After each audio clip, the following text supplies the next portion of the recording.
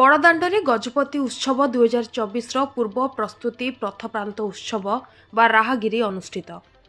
गजपति जिला पारलाखेमुंडी स्थित बड़दाण्डे गजपति उत्सव 2024 पूर्व प्रस्तुति पथप्रांत उत्सव व राहगिरी अनुष्ठित होईछि।